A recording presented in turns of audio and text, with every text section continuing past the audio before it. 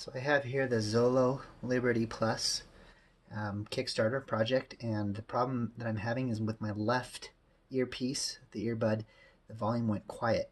So I read online, some of the forums say that you can clean out the earpiece with rubbing alcohol. That didn't work for me.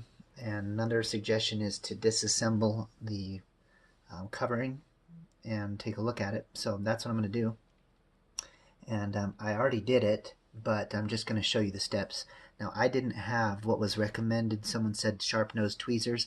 I actually don't recommend that. I recommend a simple sewing needle. They're pretty easy to come by and high precision tips. So I've taken off the rubber sound cone for the earpiece, and this is what you see. And with a gentle pry at the edge. Now again, I've already removed the glue, but it doesn't take much to pry that off, okay? And then right behind it, once you get it off, is another screen, and it's the cloth screen.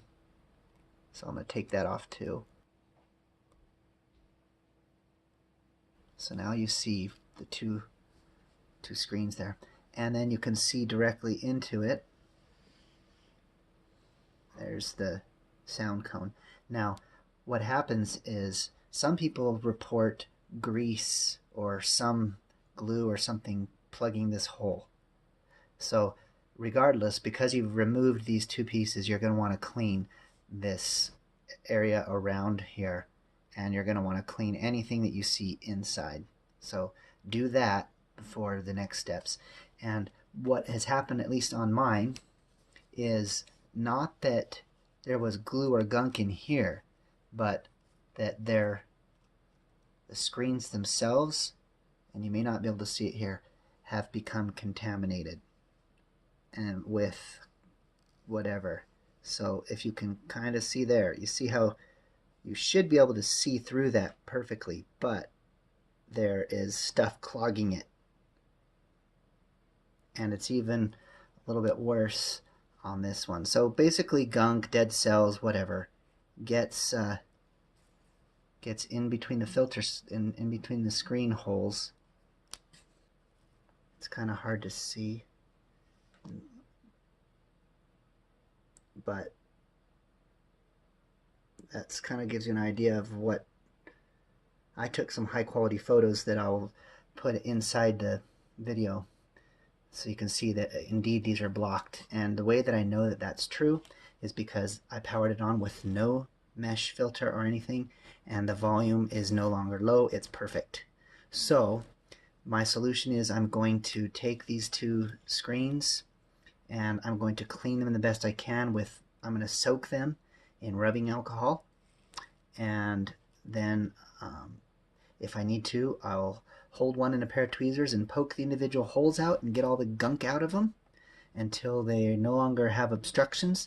And then I will take a very, very, very thin layer of super glue and put it just around the rim. Okay, there's an indentation in here that they rest inside. So once you take it apart, you'll see. But just put glue around, pardon me, I'm blocking. Put glue around that edge. And what I would do is I would put some glue on the paper, like put a drop on paper or something, and then use the sharp end of the needle to scoop up some of the glue and kind of paint it onto the rim, and then take your needle again and just drop the cloth, pick it up, drop the cloth onto it, move it around until it sets, then put a very, very another thin layer right on top of that. And you don't want, obviously, you only want the glue to be around the rim.